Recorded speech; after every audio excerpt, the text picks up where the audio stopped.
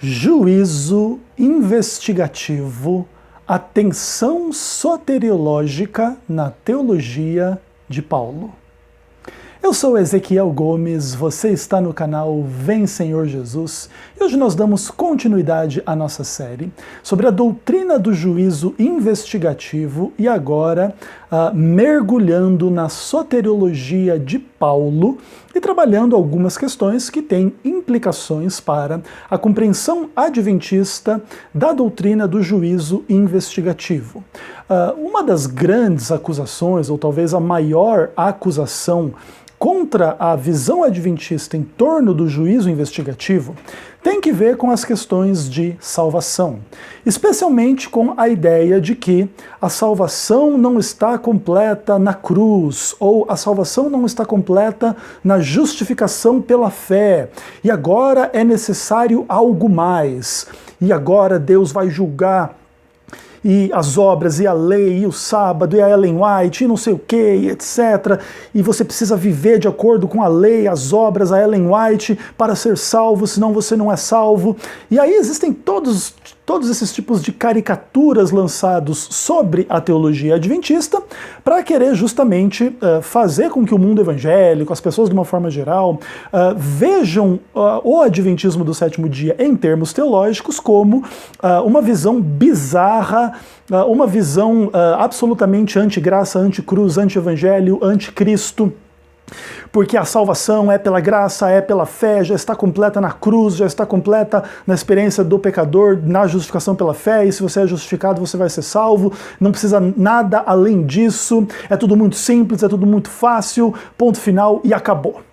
O adventismo discorda das caricaturas que os críticos fazem da sua própria teologia e também o adventismo discorda das teologias dessas pessoas que são contra a teologia adventista. Então, muitas vezes, onde os nossos críticos, além de nos acusar com todo tipo de espantalho e bizarrice e falsas representações da nossa fé, além de tudo isso, quando você vai avaliar a fé deles, de fato, fora do contexto polêmico anti-adventista, você percebe que existe pouco embasamento bíblico para todas as suas conclusões. Inclusive, nesse ponto, falamos que não concordamos com as compreensões católicas, calvinistas e de alguns arminianos anti-adventistas também, em relação a um monte de questões relativas à doutrina e à experiência da salvação. E é um pouco por causa da discordância do adventismo em relação às demais denominações e das demais denominações em relação ao adventismo que discutir a teologia do juízo investigativo se torna uma tarefa polêmica, complexa, difícil, e todo mundo escrutinando isso para ver se isso faz sentido, se não faz sentido. E existem inúmeras questões históricas, inúmeras questões bíblicas de exegese, inúmeras questões históricas em termos dos desenvolvimentos das doutrinas cristãs, desde o Novo Testamento até hoje, passando por Reforma Protestante, passando por um monte de coisa. E a gente então se situa dentro dessa discussão e estamos trabalhando embasamentos bíblicos para a fé adventista, inclusive trabalhando nesse contexto agora uma transição entre Antigo e Novo Testamento, focando na teologia de Paulo e trazendo em nosso auxílio aquele que creio ser o maior ou um dos maiores teólogos bíblicos dentro do pensamento paulino, James Dunn, tá bom? Então vamos se aprofundar um pouco em algumas coisas que o James Dunn fala em torno das questões soteriológicas. No vídeo passado eu falei da tensão escatológica no pensamento de Paulo, em relação aí à vinda de Cristo. Cristo veio uma vez, Cristo virá a segunda vez, e isso cria um novo paradigma escatológico em relação a uma visão mais simplista que os antigos hebreus antes de Cristo tinham de que a era messiânica marcaria a vinda da era escatológica, de maneira que a partir da vinda do Messias, Israel viveria reinando sobre o mundo, o Messias seria o grande rei, e não haveria aí mais o pecado, a morte, a dominação de outros povos sobre Israel. Israel é que dominaria todos os povos, todos seriam servos de Israel. E aí existe todo aí o paraíso de Israel que Israel esperava com a vinda do Messias. Jesus veio, morre, ressuscita, então dentro desse ponto ele inaugura a era messiânica, mas ele volta para o céu e agora ele é o sumo sacerdote no santuário celestial, e a terra, entre aspas, continua como estava. Ela continua ainda, Israel sendo dominado por povos pagãos, as pessoas continuam pecando, as pessoas continuam morrendo. Então, que inauguração de era escatológica e messiânica é essa? Jesus ressuscitou, mas o resto não vai ressuscitar? E como que é isso? Como que não é isso? Isso cria inúmeras tensões entre o pensamento neotestamentário e o pensamento judaico daqueles que não vão aceitar Jesus como Messias, e aí a teologia cristã vai se afastar da teologia judaica. Com o passar do tempo, isso vai amadurecer grandemente até chegar aí num catolicismo romano, que aí vai fazer culto com adoração ou veneração de imagens, vai não guardar o sábado, vai guardar o domingo, não vai distinguir carnes imundas de carnes não imundas, e agora o cristão, entre aspas, ele é esse camarada que, se você avaliar ele à luz do Antigo Testamento, ele é um infiel, né? Ele é um não-judeu, ele é um pagão, ele é um incircunciso, ele é um camarada a quem as promessas do Deus Israel, da salvação que o Deus Israel trouxe, da aliança do Deus Israel, não se cumpre, né? E tudo isso vai ter inúmeras implicações para a teologia cristã, inclusive ela vai se tornar antissemita, ela vai se tornar antijudaica, ela vai cada vez mais tentar justificar os seus pressupostos anti-judaísmo, e muitas vezes, além de ser anti-judaísmo, vai se tornar anti-Antigo Testamento, tá? Então, se você tentar guardar os 10 mandamentos, toma cuidado, que se a sua salvação está em perigo. Sábado, então, é certeza absoluta que você é um judaizante, herege, que vai para o inferno, porque você quer voltar aos rudimentos da lei, e aí pegam a polêmica de Paulo anti-judaizante, transformam ela numa polêmica anti-Antigo Testamento de fato, e enfim, e não sei o quê, e aí isso tudo vai ter implicações para as discussões relativas à fé adventista e doutrina do juízo investigativo, uma vez que a nossa doutrina do juízo investigativo está fortemente embasada no Antigo Testamento, especialmente o livro de Daniel, à luz do livro de Levítico, tá bom? Como a gente estudou aí de forma relativamente extensa, acho que extensa o suficiente para vocês perceberem os fundamentos da fé adventista. E antes da gente procurar esses fundamentos de forma mais explícita e mais profunda na Carta aos Hebreus e no livro do Apocalipse, a gente está fazendo um pequeno excurso, uma pequena transição a partir dos escritos de Paulo. Porque aí agora, as questões não vão mais poder ser colocadas como assim: a fé adventista está baseada no Antigo Testamento. A partir de agora, a fé adventista vai começar a ser embasada no Novo Testamento, e a gente vai pegar em nosso auxílio os desenvolvimentos teológicos exegéticos da obra do James Dunn. A gente, como adventistas, não concorda com tudo que o James Dunn diz. Eu, Ezequiel, como adventista, concordo com 90% do que ele diz.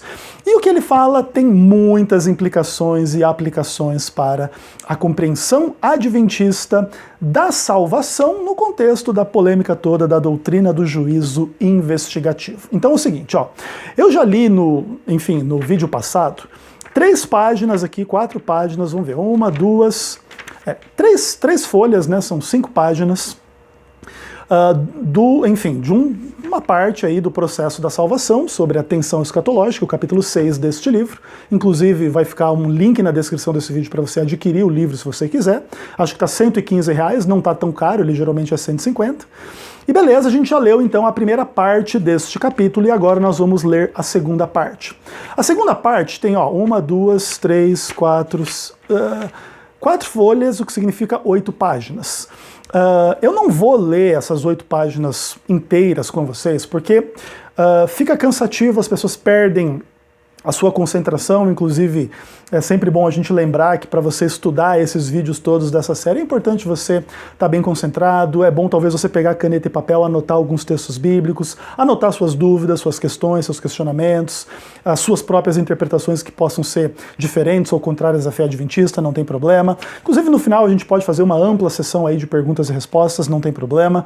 Mas por enquanto eu tô não respondendo muita gente e embasando aí as compreensões adventistas. Então beleza, temos aqui 8 páginas para descrever, e assim, eu vou ler alguns parágrafos e outros eu vou resumir simplesmente trazendo as citações bíblicas daquilo que o James Dunn coloca como as implicações soteriológicas da visão, da doutrina, da tensão escatológica. Então Cristo vem em duas vezes. Ele vem a primeira vez, agora ele virá pela segunda vez. E entre as duas eras, as duas vindas, a primeira e a segunda vinda de Cristo, cria-se um tempo que nós chamamos de tensão escatológica, onde o reino de Deus já veio, mas o reino de Deus ainda não veio. Inclusive, essa é a fé neotestamentária. Jesus mesmo disse, né? Não vai se perguntar pelo reino de Deus, cadê ele? Ele está no meio de vós. Ao mesmo tempo, o reino de Deus ainda virá. E aí muitos falam, reino da graça, reino da glória. Jesus é o Senhor e o Salvador do reino da graça, é o Senhor e Salvador no reino da glória, e o reino da glória vai se manifestar em definitivo no contexto dos eventos em torno da parousia, da segunda vinda de Jesus. Então, quando Jesus voltar, ele vai instaurar este reino eterno, onde não há pecado e morte para sempre, e os filhos de Deus vão viver a vida eterna ao lado do Senhor, na Nova Jerusalém, Apocalipse e toda aí a fé neotestamentária. Tá bom? Maravilha. A grande questão é que antes, né, da segunda vinda e depois da primeira vinda de Cristo, existe a pregação da mensagem do Evangelho, da salvação, do perdão dos pecados, do batismo em nome de Cristo, tudo aquilo que Cristo fez. Então a igreja vai cumprindo a missão de pregar o Evangelho, enquanto Cristo é o ministro, o sumo sacerdote no santuário celestial.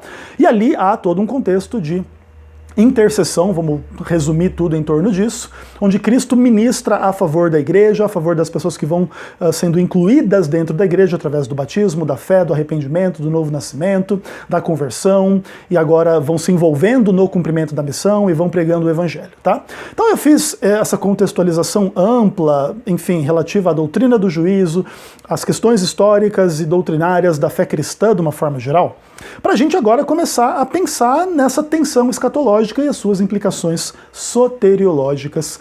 E o nosso querido amigo teólogo James Dunn diz o seguinte para nós: a tensão escatológica implícita no esquema de salvação de Paulo perpassa toda a sua soteriologia. Sua presença é regularmente reconhecida, mas sua extensão é raramente documentada, e suas ramificações dificilmente apreciadas. Nosso primeiro desafio será corrigir esse defeito. Por consenso de uso, a maneira geralmente aceita de pôr atenção é em termos do já e do ainda não, da teologia de Paulo. Como os termos indicam, já ainda não é uma forma de resumir o reconhecimento de que algo decisivo já aconteceu no evento do abraçar a fé, mas que a obra de Deus na recuperação do indivíduo para si ainda não está completa. Podemos documentar sua importância maior na concepção paulina da salvação, observando como o ainda não qualifica o já. Gente, eu entendo que alguns de vocês possam ter um pouco de dificuldade com um estudo mais acadêmico, mais profundo e mais técnico dentro da linguagem acadêmica teológica. Inclusive, acho que foi ontem, antes de ontem, alguém escreveu: pastor, eu não estou entendendo nada. Aí eu perguntei para a pessoa: querida, você está vendo a série desde o começo? E claro, nós estamos tratando aqui, não é de papinha para neném espiritual, tá bom? Nós estamos tratando aqui das coisas mais profundas da doutrina bíblica. E o que o James Dunn está dizendo aqui é que é o seguinte: Paulo agora, na sua compreensão do evento Cristo e de todas as suas implicações, ele rompe com o esquema escatológico tradicional judaico, e agora ele entende que a vinda do Messias aconteceria em duas etapas. A primeira vinda como servo sofredor para morrer, vencer a morte, e a segunda vinda quando ele voltar para ser o rei eterno sobre o mundo e sobre Israel e sobre todas as pessoas. Maravilha.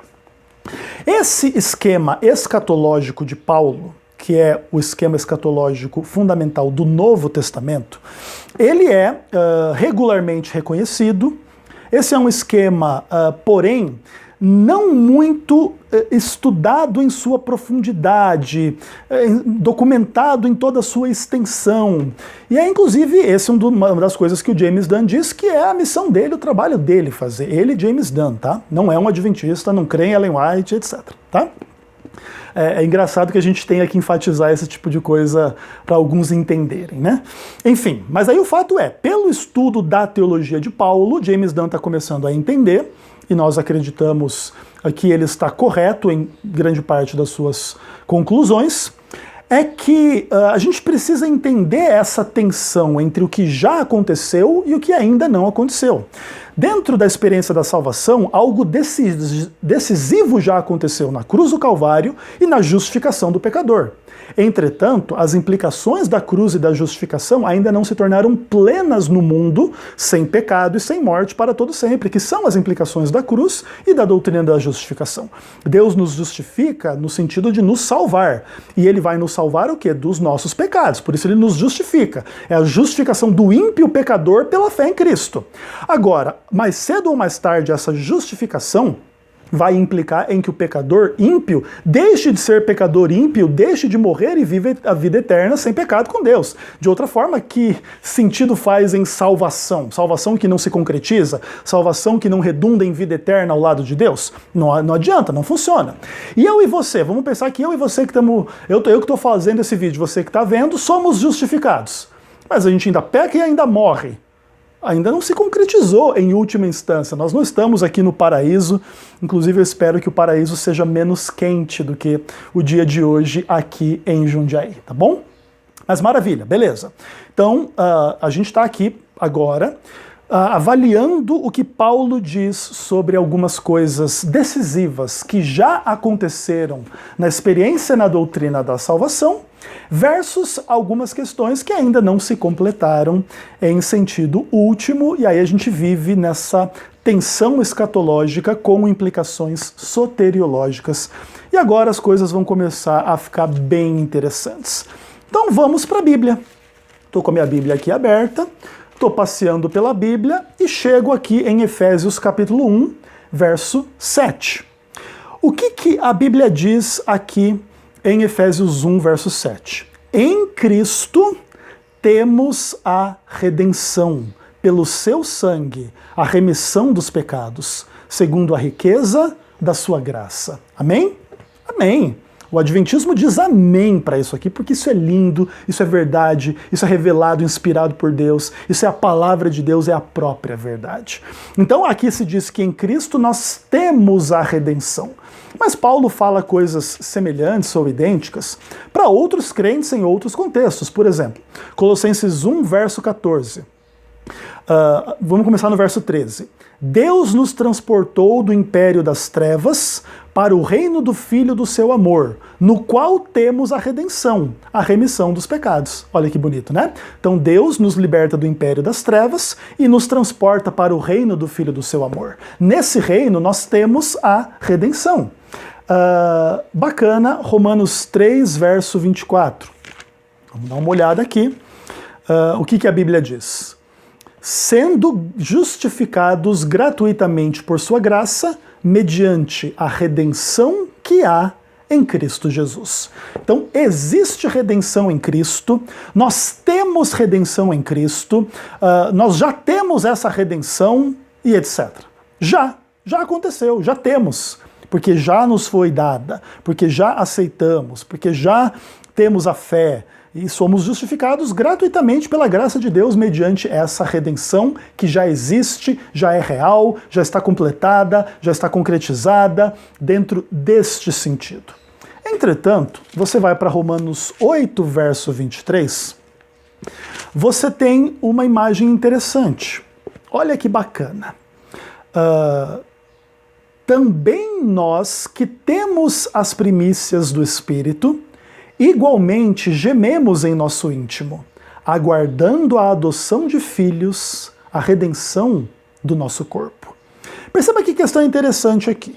Paulo está falando que a própria criação será redimida do cativeiro da corrupção para a liberdade da glória dos filhos de Deus. A criação geme, suporta angústias até agora, e não somente ela, mas também nós, que temos as primícias do Espírito. Nós também gememos enquanto o mundo se deteriora e etc. E o que a gente está fazendo nesse contexto como um todo? Aguardando a adoção de filhos. O que é a adoção?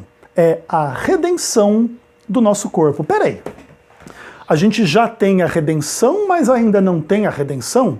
A gente já tem a redenção em certo sentido e ainda não tem a redenção em outro sentido? Já fomos redimidos, entre aspas, no espírito, na alma, na mente, no coração, mas no corpo ainda não? Então, a redenção não está completa em todos os sentidos. Opa, que interessante. Qual que é a implicação disso? A redenção já existe, mas ainda não é completa em sentido absoluto e definitivo. Olha que maravilha, e redenção é algo que tem a ver com salvação? Opa, agora nós vamos olhar aqui para Paulo dizendo que ele está aguardando a redenção, e vamos chamar Paulo de herege que não acreditava na redenção que Jesus já havia realizado? O está consumado já não tinha resolvido todo esse problema da redenção? Paulo já não tinha escrito que nós já temos a redenção? Por que tem que aguardar o que já se tem? Inclusive Paulo fala sobre isso, né? Aquilo que a gente vê a gente não aguarda, agora aquilo que a gente aguarda com paciência, né? Então perceba que aqui a gente começa a perceber a dinâmica da tensão escatológica nas suas implicações soteriológicas. Apesar da redenção já ser realidade em certo sentido, ela ainda não é realidade plena em todos os sentidos e a gente ainda aguarda a redenção, tá bom? Isso aqui vai ficar muito bonito. Gálatas 5, verso 1. Para a liberdade foi que Cristo nos libertou. Permanecei, pois, firmes, e não vos submetais de novo a jugo de escravidão. Então, Cristo nos libertou. E agora que Cristo nos libertou, nós devemos nos manter firmes nessa liberdade. Liberdade já é algo que o cristão desfruta. Mas veja bem, a gente acabou de ler um texto em Romanos 8, 23, que diz assim, né? Aliás, né, no 23, no contexto, tem ali o verso 21. Aí o que se fala?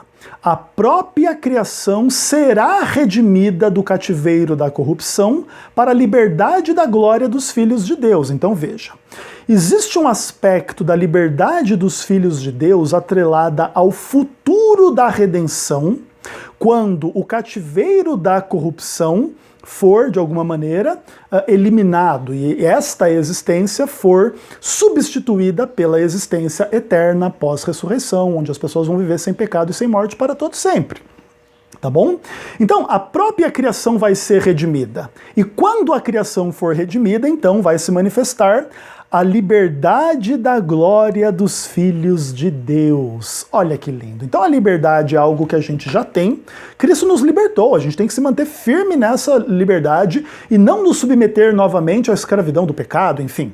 Entretanto, a criação ainda está gemendo sob os fardos do pecado. E quando ela for redimida do pecado, e aí o pecado não existir mais na criação, qual não será a liberdade da glória dos filhos de Deus, certo?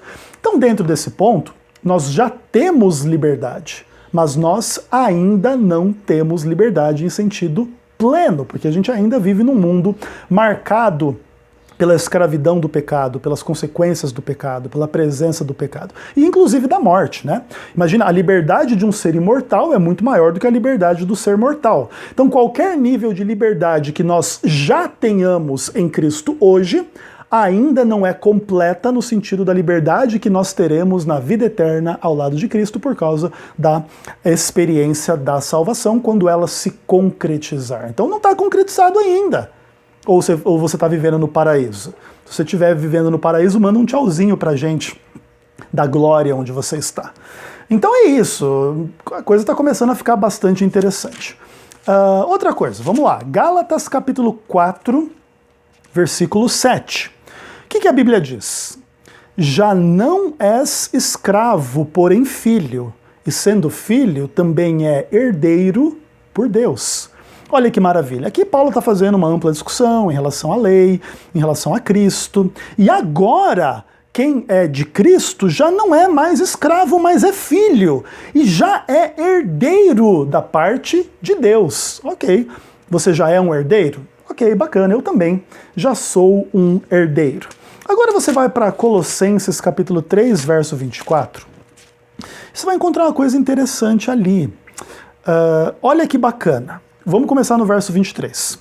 Tudo quanto fizerdes, fazei-o de coração como para o Senhor, e não para os homens, cientes de que recebereis do Senhor a recompensa da herança. A Cristo o Senhor é que estáis servindo. Então veja bem, Gálatas 4, verso 7, diz que nós já somos herdeiros. Colossenses 3, 24 diz que nós receberemos no futuro a recompensa da herança. Então, existe um aspecto em termos da nossa relação com Deus, em que nós já somos herdeiros, mas nós vamos ainda receber a herança no futuro. Então aqui está mais um aspecto da tensão escatológica em relação à soteriologia. Apesar de já ser herdeiro no presente, só receberei a herança no futuro. Bacana, tá ficando bem legal. 1 aos Coríntios, capítulo 6. Dá uma olhadinha o que Paulo tem para nos dizer aqui. No versículo 11, falando da doutrina da justificação e da santificação. Veja assim, ele faz uma lista de pessoas que não vão para o céu: adúlteros, sodomitas, idólatras, ladrões, bêbados e tudo mais. Aí ele diz: tais fostes alguns de vós, mas vos lavastes, e fostes santificados, fostes justificados em nome do Senhor Jesus Cristo e no Espírito do nosso Deus. Eu vou me concentrar aqui na doutrina da santificação. Você um dia foi dessas pessoas que não ia para o céu. Bêbado, ladrão, mentiroso, safado. Mas houve uma transição aqui. Você foi lavado, você foi santificado, você foi justificado em nome do Senhor e no Espírito do nosso Deus. Aqui, a santificação é colocada como algo já completado, completo. Eu fui santificado. E é por isso que eu estou salvo, né? De outra forma, como é que seria isso? Entretanto, vamos dar uma olhadinha em Romanos 6, verso 22. Agora, porém, libertos do pecado, transformados em servo de Deus, tendes o vosso fruto para a santificação e, por fim, a vida eterna. Olha que questão interessante está acontecendo aqui. Eu já fui santificado, tá bom? Maravilha? Beleza. Entretanto, agora que eu fui santificado, liberto do pecado, e eu fui transformado em servo de Deus, eu era um ladrão, agora eu não sou mais, agora eu sirvo a Deus, não roubo. E várias outras implicações, eu amo, eu tenho fé, eu louvo, eu prego, enfim, vivo uma vida fiel dentro daquilo que me é possível e, enfim, importante ser fiel, e prego o evangelho e vivo o evangelho. Então eu fui libertado de tantos pecados, agora eu fui transformado em servo de Deus, e agora o que eu preciso fazer? Ter o meu fruto para a santificação e, por fim, a vida eterna. Então veja bem, a santificação aqui, ela não é descrita mais como eu fui santificado. Agora eu preciso manter a santificação ou ser santificado continuamente para, por fim, ter a vida eterna. Inclusive, algumas implicações relativas a isso na carta aos Hebreus, não é? Sem santificação, ninguém verá o Senhor. A importância da santificação dentro da experiência da salvação. E a santificação não é algo que eu recebo de uma vez por todas e, tendo recebido, nunca mais posso desreceber, e agora posso viver de qualquer maneira, que sou santificado de qualquer maneira. E aí, como é que é o santificado que bebe, que mente, que rouba, que adultera, que mata, que transgride o sábado, que idolatra, estupra, que sei lá o que faz um monte de coisa, mas eu fui santificado, então agora não preciso mais estar santificado dentro de um processo de santificação. Essa não é a realidade. A realidade é que a santificação é descrita tanto quanto algo que já aconteceu, fostes santificados, como algo que tem que continuar acontecendo na direção do futuro, onde está a vida eterna. Então eu, que fui liberto do pecado, devo dar fruto na santificação durante a minha vida, para por fim receber a vida eterna. Aqui, então, a doutrina da santificação está incluída em toda a tensão escatológica nas suas implicações soteriológicas. Está ficando lindo, pessoal. Pelo menos eu fico assim extremamente feliz quando eu começo a olhar esse tipo de questão na Bíblia e a gente começa a perceber as implicações disso, inclusive para a compreensão adventista, da doutrina do juízo investigativo, e tudo isso aqui ainda vai muito longe, tá bom? Tudo com absoluta base bíblica, tá? É muito engraçado ouvir as pessoas dizendo que a doutrina adventista não tem base bíblica porque ela implica que a salvação não está completa e a salvação está completa na cruz. Ai, coitados, né? Então vamos chamar Paulo do herege adventista. calvinista também, que aparentemente aqui a santificação tem que continuar, ela não está completa, ainda que em outro momento ele diga que ela já está completa porque já foi santificado. E quais as implicações disso? Inclusive, com fundamento, creio eu, em toda a visão levítica, né? A expiação já aconteceu, mas ainda não. A santificação já aconteceu, mas ainda não. E a gente ainda vai se aprofundar muito nas implicações soteriológicas de tudo isso. Então vamos lá, continuando. E agora, eu queria perguntar para você que está me ouvindo se Cristo vive em você. Vive? Você tem uma experiência parecida com aquela de Paulo em Gálatas 2? Vamos dar uma lidinha lá, né? Gálatas 2, verso 20. Logo, já não sou eu quem vive, mas Cristo vive em mim. E esse viver que agora tenho na carne, vivo pela fé no Filho de Deus, que me amou e a si mesmo se entregou por mim. Então Paulo está pregando aos Gálatas, ele está dizendo assim, quando a gente vive pela fé no Filho de Deus, Cristo vive em nós. E os Gálatas... vamos pensar assim, seria impossível negar que eles tinham tido uma experiência com a fé. Claro, eles estavam vacilantes entre os fundamentos da fé e as questões judaizantes, vamos pensar assim, isso é fato, isso é verdade, mas que eles tinham tido fé é inegável, né? Inclusive Paulo pergunta em Gálatas 3, verso 3, tendo começado no Espírito, estáis agora vos aperfeiçoando na carne? Então vamos pensar, no começo vocês tinham fé pelo Espírito, agora vocês estão querendo andar pelos rudimentos da carne, com base em circuncisão e lei, etc. Não vai dar certo isso aí. Por quê? Porque a gente que vive pela fé, Cristo vive em nós. Já é uma realidade, Cristo já vive em nós. Maravilha. Aí quando Paulo chega em Gálatas, capítulo 4, verso 19, o que ele fala? Meus amados filhos, de novo sofro as dores de parto, até que Cristo seja formado em vós. Olha que interessante, né? Cristo já vive em mim, mas ele ainda não está plenamente formado em nós. Inclusive, 1 João trata um pouco disso, né? Já somos filhos de Deus, mas ainda não se manifestou o que haveremos de ser. Olha que interessante, o já e o ainda não só em Paulo, mas também em João, também em Cristo, já falamos, né? O reino de Deus já veio, o reino de Deus virá. Então a coisa está ficando muito linda, né? Expiação já e ainda não, né? Diz o livro de Levítico, né? Mas Levítico é irrelevante para a nossa vida, né, pessoal? Não tem nenhuma implicação para a nossa vida. Quase não está na base de todo o Novo Testamento a mentalidade do já e ainda não, que é a mentalidade da tensão escatológica, inclusive que se torna agora uma tensão soteriológica. Já somos salvos, mas ainda não se concretizou em última instância a salvação. E quais as implicações disso para a vida cristã no momento presente, especialmente quando a gente vê que o dia de Cristo cada vez mais se aproxima.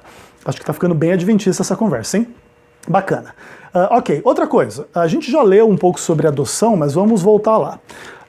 Romanos 8, verso 15, o que a Bíblia diz? Não recebestes o espírito de escravidão, para viverdes outra vez atemorizados. Está com medo de perder a salvação? Mas recebestes o espírito de adoção, baseados no qual clamamos Abba, Pai. Então nós já recebemos o espírito da adoção, a gente já pode chamar Deus de Pai agora, ou seja, a adoção já está completa, já somos filhos de Deus. A gente pode não ser tudo que a gente vai ser, mas que a gente já é filho de Deus, a gente já é.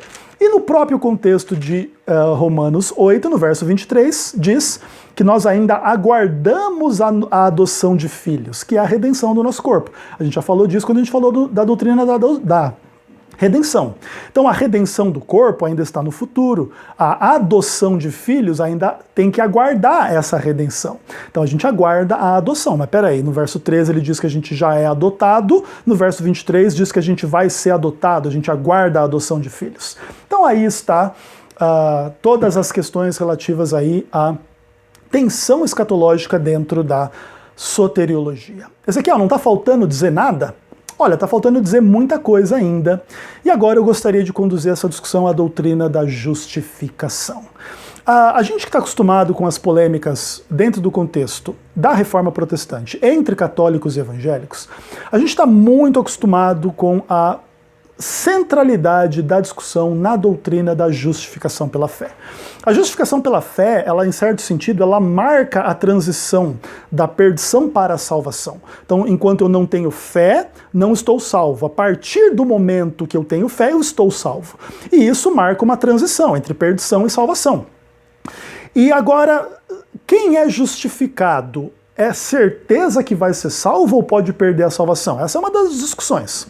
Aquele que está justificado pode viver de qualquer maneira que nunca vai perder essa justificação e será salvo? Então, fui justificado hoje pela fé, hoje eu acreditei. Se amanhã eu deixar de crer, ou se eu dizendo que creio, eu viver como se não crisse, eu não cresce, como que isso seria? Isso teria implicações de perda da salvação, sim ou não? E isso é, assim, uma discussão muito ampla, muito interessante. A gente pode trabalhar esses paradigmas de forma mais aprofundada no futuro. Mas agora, eu gostaria de dizer para vocês uma coisa importante. Se eu morresse agora, cai um raio na cabeça do Ezequiel, como eu falei no último vídeo, e eu dissesse para você, a doutrina da justificação também é descrita na teologia de Paulo, dentro de uma tensão escatológica. Existe um aspecto em que nós já fomos justificados, mas existe algum aspecto em que nós ainda não fomos justificados? Que a gente ainda precisará ser justificado no futuro? Quais são as implicações disso caso isso assim seja? Como é que você responderia se caísse o raio na cabeça do Ezequiel agora? Bom, eu não sei como você responderia, mas eu sei como a Bíblia responde. E aí eu gostaria de trazer vocês a algumas discussões. Romanos 5, verso 1. Justificados, pois, mediante a fé, temos paz com Deus por meio do nosso Senhor Jesus Cristo. Eu tenho paz quando? Agora. Por quê? Porque eu sou agora justificado mediante a fé. Já é uma realidade, tá bom? Você tem dúvida disso? Romanos 3, verso 20 e 21, texto clássico. Mas agora, sem lei, se manifestou a justiça de Deus, testemunhada pela lei e pelos profetas. Justiça de Deus mediante a fé em Jesus Cristo, para todos e sobre todos os que creem, porque não há distinção. Todos pecaram e carecem da glória de Deus, sendo justificados gratuitamente pela sua graça, mediante a redenção que há em Cristo Jesus. Mas agora, sem lei, se manifestou a justiça de Deus. E a justiça de Deus agora é sobre todos mediante a fé, porque todos pecaram e carecem da glória de Deus. Então, pela fé somente vem esta justiça, e essa justiça vem agora. Esse é o agora escatológico da justificação. É o agora escatológico da salvação. Maravilha, não há nenhuma dúvida, somos justificados já. Ezequiel, você não vai me dizer que vai ter implicações que a gente ainda não é plenamente justificado. Seu herege adventista. Ah, que interessante, né? Romanos 2, verso 13. Como é que Paulo usa a linguagem na própria carta aos Romanos sobre a justificação? Porque os simples ouvidores da lei não são justos diante de Deus, mas os que praticam a lei hão de ser justificados. Olha, Ezequiel, eu estou ficando confuso, porque eu sempre ouvi falar que ter que guardar a lei para ser justificado no futuro era a heresia da Ellen White, Ezequiel. Cara, vocês só acreditam nisso, vocês adventistas, porque vocês rejeitam a Bíblia e vocês seguem a doida da Ellen White. Ah, foi Ellen White que escreveu Romanos 2, verso 13. Não é, pessoal?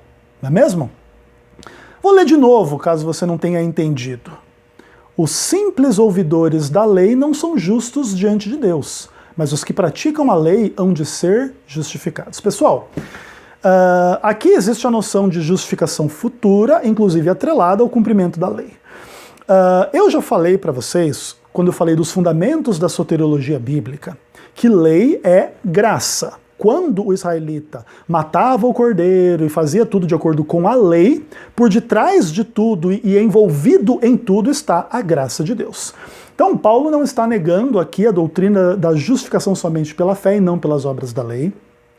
E aqui é uma questão bem ampla e bem interessante, bacana, mas o que ele está dizendo é que há uma justificação para aqueles que vão o quê? Guardar a lei. Entretanto, naturalmente, isso precisa ser entendido dentro da mentalidade levítica. Só que vocês achavam que Levítico não tinha implicação nenhuma para a fé cristã, né?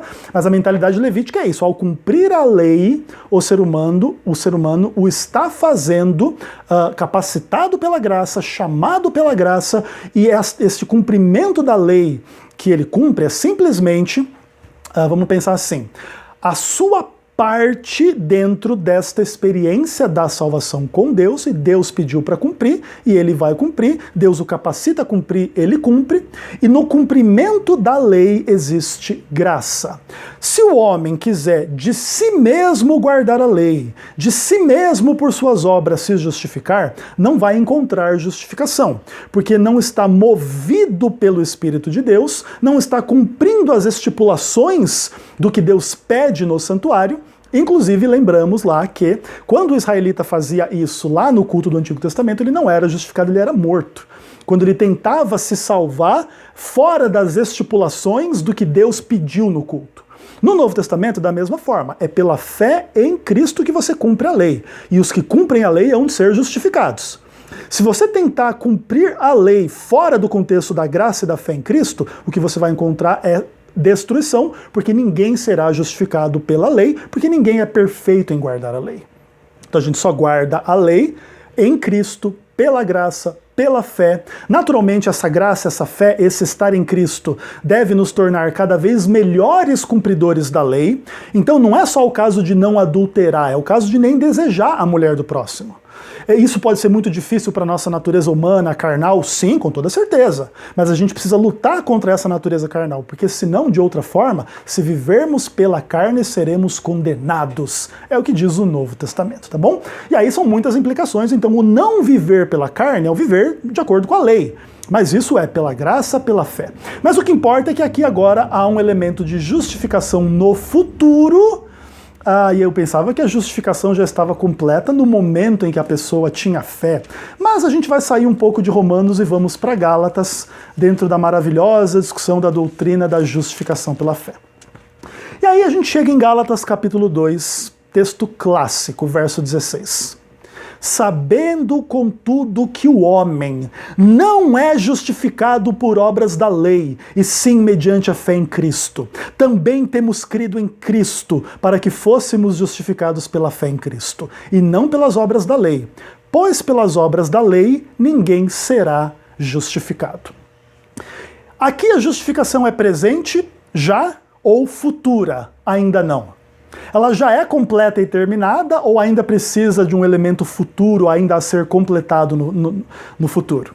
Veja aqui, olha a discussão. Nós temos em Cristo para sermos justificados. Então, a justificação já é presente. No momento que eu creio em Cristo, eu já sou justificado. Entretanto, quando Paulo diz pelas obras da lei ninguém será justificado, está implícita aqui uma afirmação. Se eu me manter na fé, eu serei justificado. Pelas obras da lei não serei, mas pela fé eu serei. Então aqui já existe a noção de que a justificação é presente em certo sentido e futura em outro sentido. Você discorda de mim? Eu estou distorcendo o texto de Paulo em Gálatas 2,16? Então lê o verso 17. Mas, se procurando ser justificados em Cristo, fomos nós mesmos achados pecadores, dar-se-á o caso de Cristo ser o ministro do pecado? É certo que não. Agora, Paulo aponta para uma procura em torno da justificação. Mas ele não acabou de falar que a justificação é pela fé? Mas se a justificação é pela fé, e quando eu tenho fé eu estou justificado e acabou, como falar que eu procuro ser justificado e agora eu continuo sendo pecador, mas Cristo não é o ministro do pecado? Ou seja, a justificação pela fé não é dada para justificar o pecado, como inclusive é a implicação da fé da maioria dos cristãos católicos e evangélicos, calvinistas e arminianos por aí. E especialmente em relação à transgressão do sábado. Então, porque eu sou justificado pela fé e não pela lei, eu posso não guardar o sábado. Eu posso aplicar essa mesma lógica, já que eu não sou salvo pela lei e sou salvo pela graça, posso então adulterar, matar, roubar, mentir? E nessa hora o pessoal esperneia, né? Mas o Novo Testamento não diz isso e aquilo. Ah, mas o Novo Testamento não diz que Cristo é Deus? Cristo não é o Deus do Antigo Testamento que criou o mundo em 6 dias e descansou no 7º? Cristo não é o Deus que deu a lei para não fazer imagens de escultura, senhores católicos? Cristo não é o Deus do Antigo Testamento que diz para não roubar, não adulterar, não matar e etc. E assim como não deve matar, deve guardar o sábado? E não é o Cristo não é o Deus cuja palavra diz que se a gente guarda 9 dos 10 mandamentos, mas transgride um, é como a gente transgredir todos. Então não guardar o sábado é equivalente a roubar, matar, mentir, adulterar e etc. E tudo isso é Novo Testamento? Como é que funciona isso aí, pessoal? Estou aguardando os esclarecimentos dos anti-adventistas por aí, tá bom? Então é isso, pessoal. Olha que coisa linda, né? Paulo fala da justificação no presente, já pela fé ela já é real, mas ninguém será justificado pela lei. Então as pessoas serão justificadas pela fé, existe um elemento futuro. E se você procurar ser justificado pela fé, mas ser ainda pecador, tem que entender que Cristo não tem relação com esse pecado.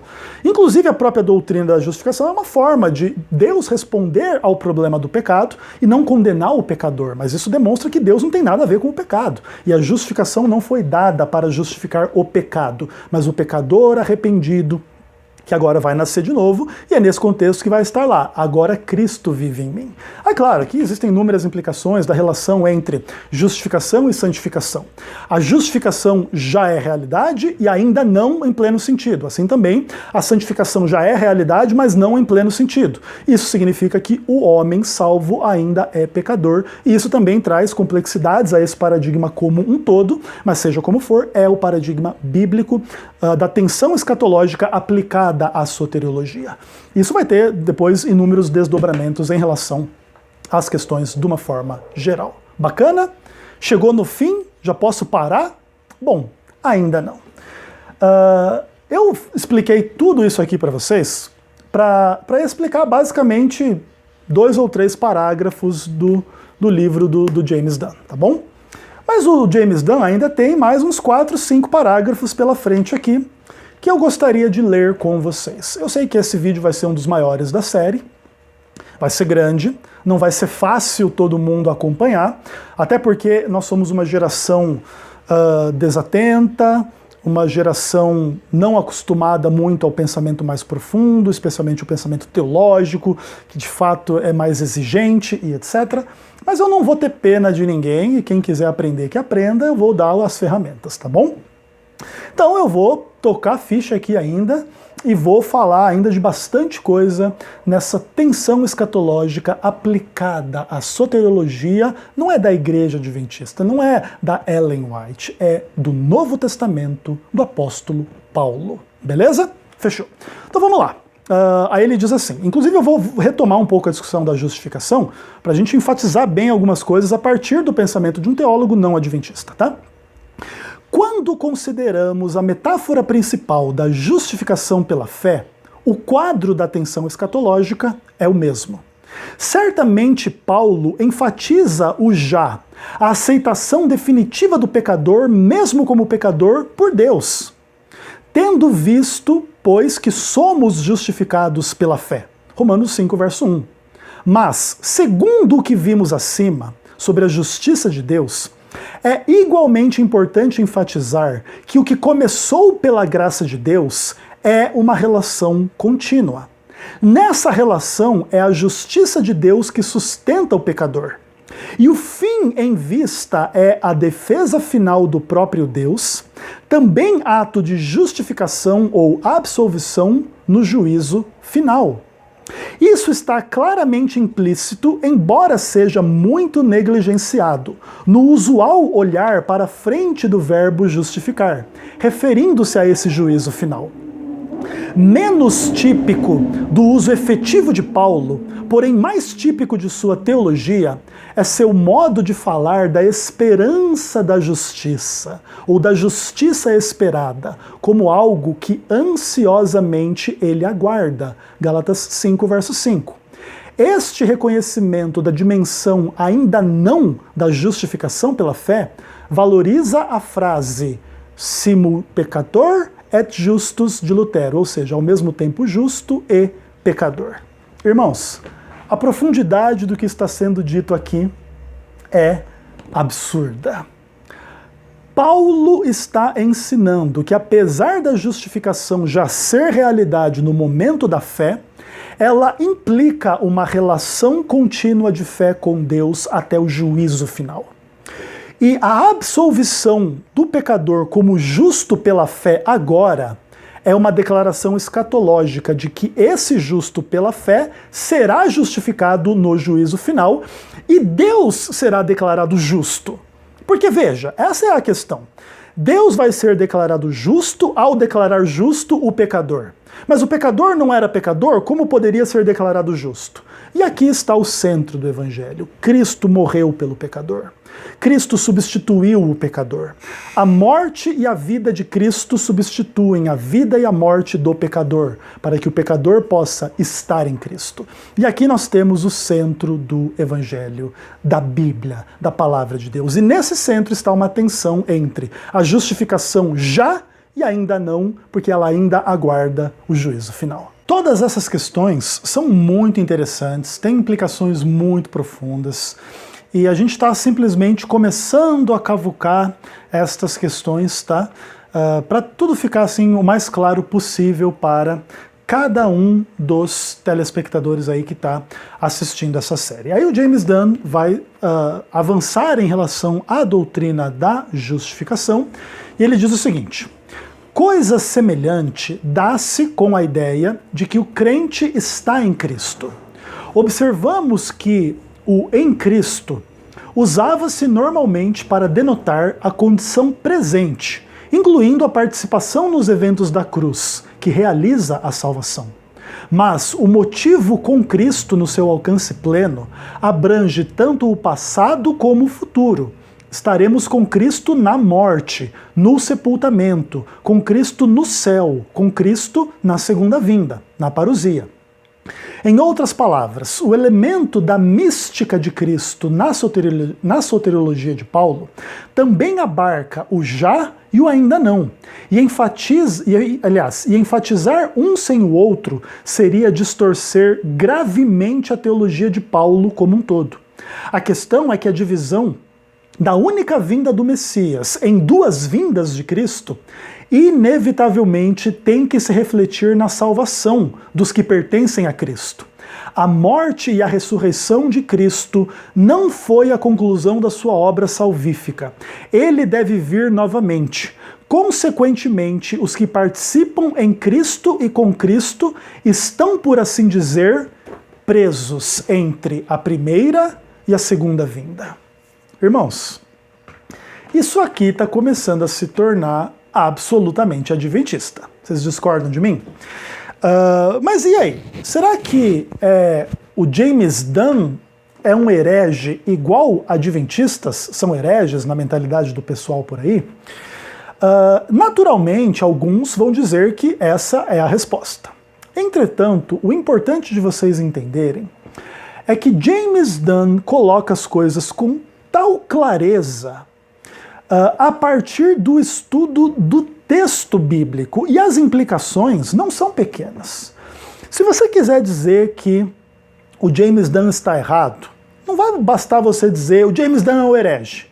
Você vai ter que mostrar como os dados das cartas de Paulo devem ser melhor entendidos, que não com tais e tais implicações, uma vez que é fato que, apesar de Jesus já ter morrido e ressuscitado, a salvação ainda não se manifestou em última instância ou em instância plena. Ou você vai negar isso? Para você negar isso, você vai ter que dizer o quê? Que não tem paraíso depois, não tem vida eterna depois, não tem vida sem pecado. Cristo simplesmente veio dar um alívio da condição existencial humana enquanto ele caminha para a morte, vai morrer e acabou. E tudo é mentira. Agora, se for verdade que tem uma vida eterna sem pecado, e isso é salvação, a salvação não está completa e concretizada. A obra salvífica não está completa e concretizada na morte e ressurreição de Jesus Cristo. E aqui um ponto interessante é que é o seguinte: isso não tem nenhuma implicação de negar a morte e ressurreição de Cristo. A única coisa é de demonstrar que entre a morte e a ressurreição de Cristo e a concretização de todas as implicações dessa morte e ressurreição, existe um tempo. Este tempo envolve um processo, e este processo ainda não chegou à sua consumação final. É igual, por exemplo, a gente estuda lá o livro de Levítico. Então o pecador oferecia o sacrifício, já havia expiação, mas ainda não havia o dia da expiação. Agora, o fato do dia da expiação ainda não ter chegado não nega a expiação já realizada, o perdão já concedido ao pecador. Entretanto, os elementos ainda não concretizados impedem a gente de conceber a expiação lá nos rituais do santuário como plena em última instância. Então, o que acontece? Toda a mentalidade levítica vai ser muito importante para a gente avaliar tudo isso aqui. Nós não estamos negando o que Cristo fez, nós não estamos negando que a expiação já existia, lá em Levítico 4. O que nós estamos dizendo é que ainda precisa haver Levítico 16. E o que nós estamos dizendo na era cristã é que Cristo ainda precisa voltar para tudo isso chegar às suas implicações em última instância e a salvação se concretizar. Enquanto isso não acontece, a salvação ainda não é plena em última instância. E eu sei que é simples entender. A realidade é que é difícil admitir. Porque quando o católico, o protestante, calvinista, arminiano, anti-adventista tem que olhar para tudo isso aqui, ele se torna desarmado de tudo aquilo que ele usa para acusar o adventismo de heresia. E agora ele vai ter que perceber que estas coisas pertencem à essência da mentalidade neotestamentária bíblica, e não simplesmente a heresias dos adventistas. E aqui a coisa começa a ficar interessante, porque aí esse pessoal começa, ao invés de se arrepender e aceitar a verdade bíblica, não a verdade de Ellen White ou do adventismo, eles se tornam cada vez mais maldosos, agressivos contra o adventismo. E aí eu tenho uma péssima notícia. Quem entende estas coisas e ainda assim se levanta contra elas, não está lutando contra o adventismo, nem contra o James Dunn, nem contra a Ellen White, está se levantando contra a própria palavra de Deus, no próprio Novo Testamento, que está em plena harmonia com o Antigo Testamento e toda a mentalidade levítica e etc. E enfim, né? Mas isso aqui vai muito longe, hein, pessoal? Seja como for, o que acontece?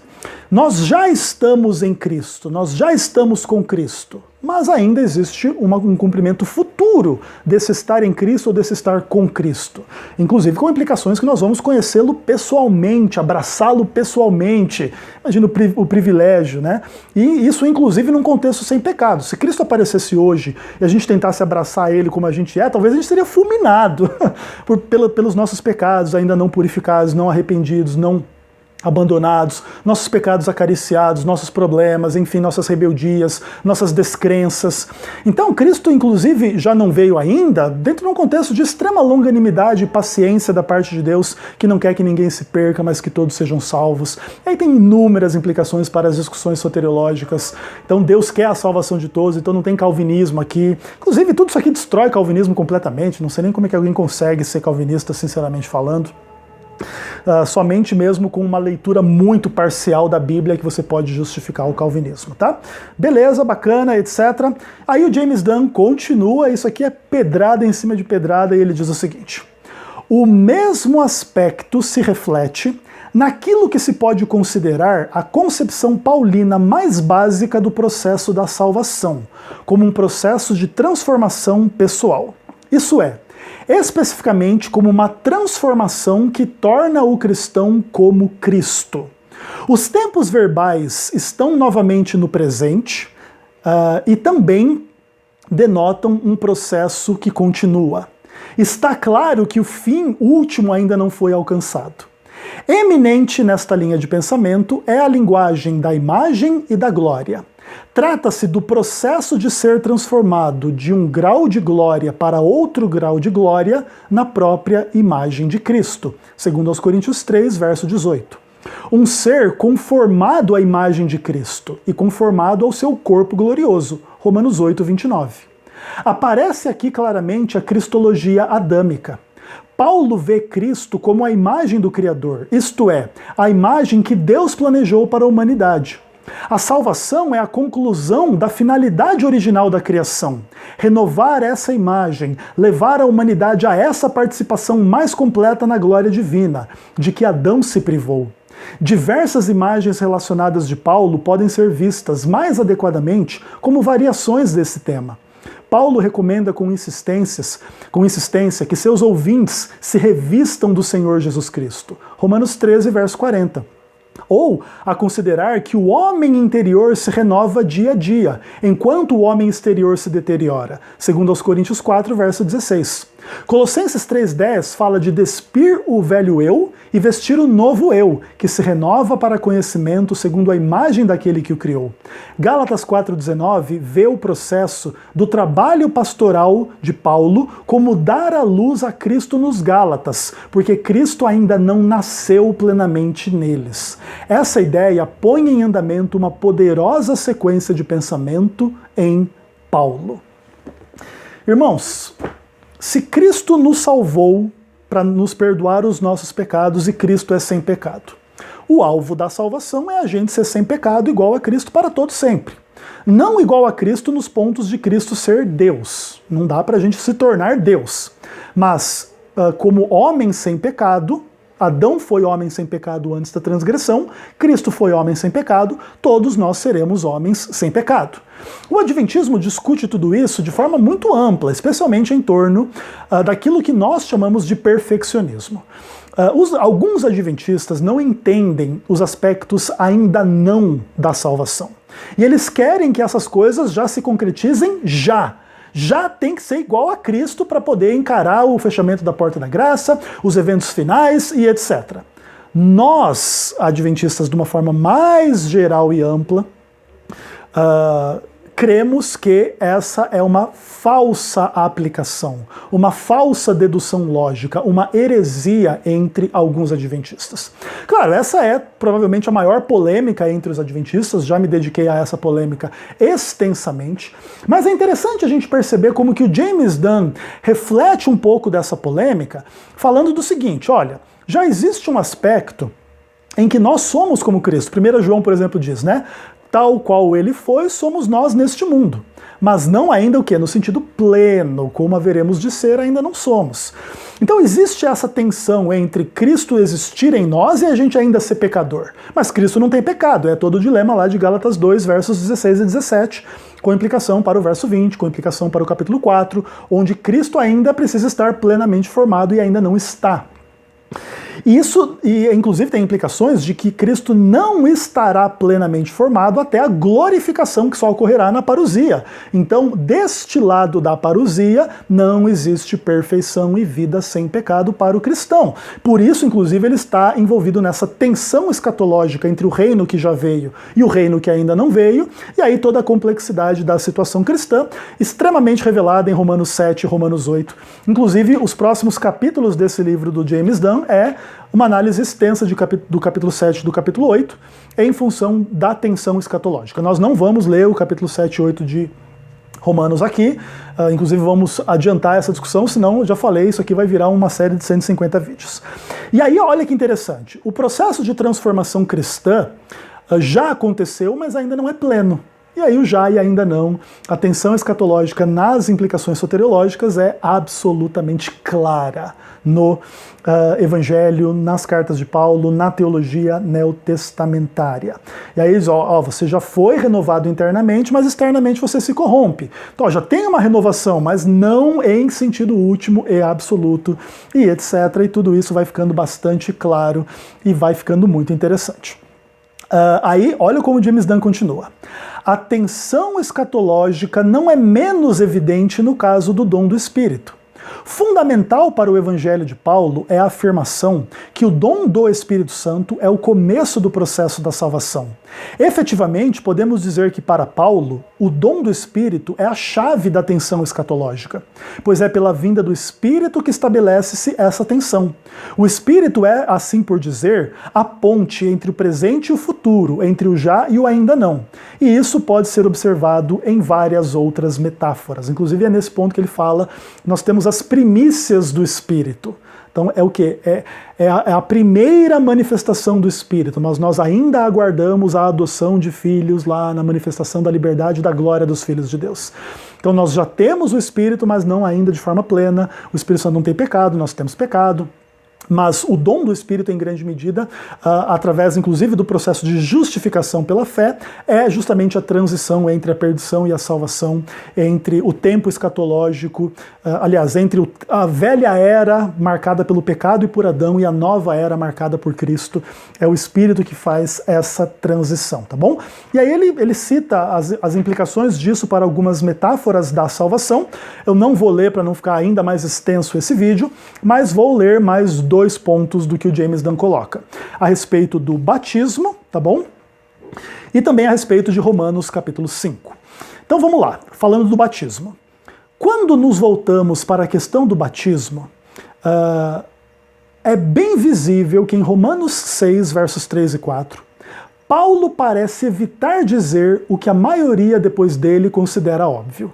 Isso é, ele compara o batismo ao sepultamento com Cristo, mas evita avançar mais no simbolismo.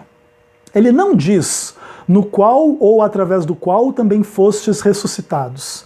Esta imagem mais limitada seguiria naturalmente do sentido de batismo. Provavelmente o verbo ainda não se tornara termo inteiramente técnico para o ritual de descida e subida da água. Mas o versículo seguinte indica que há algo mais envolvido com essa reserva, quanto à ressurreição, que apenas o significado do verbo. Romanos 6, verso 5 é uma expressão bem clara da tensão já, ainda não. Porque se nos tornamos uma só coisa com ele, mediante a sua morte, seremos uma só coisa com ele, semelhante à sua ressurreição.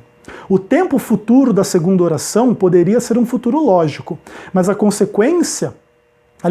mas considerando a referência futuro ao viver com Cristo, quase certamente deve ser interpretado como futuro temporal.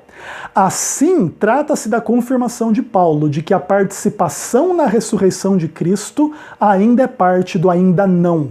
Os que creem e foram batizados receberam participação na sua morte, mas há um processo de salvação, pelo qual é preciso passar antes de poder participar da sua ressurreição. Nesse estágio, o batismo representa o primeiro passo, o já, mas ainda não, o ainda não. Pessoal, o que acontece? Você já foi batizado? Você já foi sepultado com Cristo e já foi ressuscitado com Cristo? Toma um pouco cuidado com isso, por quê? Porque conquanto você já tenha morrido com Cristo, será que você já ressuscitou? E claro, alguns poderiam dizer, sim, espiritualmente eu ressuscitei, mas na carne ainda não. Vai tomar um pouco de cuidado com isso, porque Paulo inclusive vai acusar de heresia aqueles que asseveram que a ressurreição já aconteceu, em sentido pleno. Porque a ressurreição pertence ao ainda não da experiência cristã. Eu ainda nem morri, como é que ressuscitei? Mas já há uma ressurreição da vida espiritual? Sim, essa dimensão pode ser trazida, pode ser trabalhada, pode ser dito que nesse sentido a gente já ressuscitou, mas olha a tensão escatológica de novo aqui. Já ressuscitei, mas ainda não. A ressurreição espiritual ainda não se concretizou na salvação do corpo ressurreto e da glória eterna e da vida eterna sem pecado. Por isso a salvação está dentro dessa tensão entre o já e o ainda não. A salvação já é realidade, mas ainda não realidade plena em última instância. E há todo um processo entre uma coisa e outra que é descrito em termos de salvação. Então salvação não pertence só ao já. Já fui justificado, já fui santificado, já fui adotado, já fui predestinado, perdonado, já fui aceito, já tenho o Espírito, já fui ressuscitado, já fui batizado. Tudo bem, tudo isso é bíblico. Entretanto, ainda não somos imortais, ainda temos pecado, ainda não somos adotados em última instância, libertos em última instância, livres em última instância, ressurretos em última instância, sem pecados em última instância. E é por isso aqui temos a descrição da tensão escatológica, com implicações soteriológicas, que no final das contas é o quê? É a base daquilo que o Adventismo diz.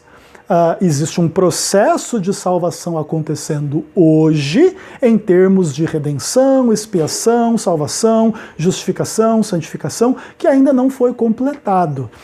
Então a gente precisa atentar para a segunda vinda de Cristo, que de alguma forma nós cremos estar envolvida em todo um contexto do dia da expiação lá de Levítico 16, agora antitipicamente, né, colocada, e inúmeras implicações soteriológicas e etc. estão implicadas aqui nessa discussão. Mas ai daquele que disser que a compreensão adventista não é bíblica, não tem base bíblica. Assim, chega a ser revoltante de ver o que se fala em relação à doutrina adventista do juízo investigativo em torno desses temas, tá? A gente está vendo absoluta, sólida e clara base bíblica para as convicções fundamentais dos adventistas que estão na base da doutrina do juízo investigativo. E aí, para terminar, o James Dunn faz uma análise de Romanos capítulo 5, e eu vou ler para vocês aqui alguma coisinha só para demonstrar para vocês como que isso se cumpre, de alguma forma, dentro de uma análise mais textual, de um texto um pouco mais completo. Você percebe que, para usar os exemplos que a gente usou aqui, né, nesse vídeo, a gente pula de um texto para outro, um versículo para outro, e muitas pessoas dizem, tá vendo, vocês estão tirando o texto do contexto, vocês estão fazendo malabarismo, como se não fosse bíblicos os textos, né? Mas tudo bem, a gente entende. Agora vamos fazer uma análise de um texto, Romanos 5, versos 1 a 11, e vamos perceber a dinâmica do que já aconteceu, mas ainda não aconteceu, e as suas implicações soteriológicas. Dá uma olhadinha em Romanos 5. Justificados, pois, mediante a fé, temos paz com Deus por meio do nosso Senhor Jesus Cristo, por intermédio de quem obtivemos igualmente acesso pela fé a esta graça na qual estamos firmes. E gloriamo-nos na esperança da glória de Deus. E não somente isso, também nos gloriamos nas próprias tribulações, sabendo que a tribulação produz perseverança, a perseverança experiência, a experiência esperança. Ora, a esperança não confunde, porque o amor de Deus é derramado no nosso coração pelo Espírito Santo que nos foi outorgado. Porque Cristo, quando ainda éramos fracos, morreu a seu tempo pelos ímpios. Dificilmente alguém morreria por um justo, pois poderá ser que pelo bom alguém se anime a morrer. Mas Deus prova o seu amor para conosco, pelo fato de ter Cristo morrido por nós, sendo nós ainda pecadores. Logo, muito mais agora, sendo justificados pelo seu sangue, seremos por ele salvos da ira. Porque se nós, quando inimigos, fomos reconciliados com Deus mediante a morte do Filho, muito mais, estando já conciliados, seremos salvos pela sua vida. E não apenas isso, mas também nos gloriamos em Deus por nosso Senhor Jesus Cristo, por intermédio de quem recebemos agora a conciliação. Consegue perceber as dinâmicas entre o agora, o já e o futuro ainda não? Já temos paz com Deus, já somos justificados, já obtemos acesso pela fé à graça, já recebemos a conciliação, já somos justificados pelo seu sangue, Cristo já morreu por nós, e etc. Agora perceba o ainda não. Tudo isso redunda numa esperança da glória, no futuro. Agora a gente está atribulado, mas a gente está o quê? Atribulado com vistas ao futuro, porque Cristo já morreu por nós, e então seremos no futuro salvos da ira por Ele que morreu por nós. Já que nós já somos reconciliados, seremos salvos pela vida de Cristo. A vida de Cristo nos salva, a morte de Cristo nos salva, e tudo isso ainda é experiência plenamente concretizada somente no futuro. A partir daqui, o James Dunn vai fazer a sua análise de Romanos 7 e Romanos 8. Eu não vou fazer vídeo sobre esta porção do capítulo.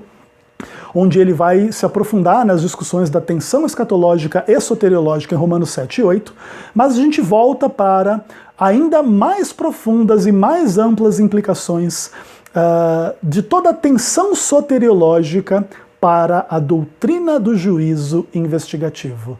A coisa está ficando legal, não está não?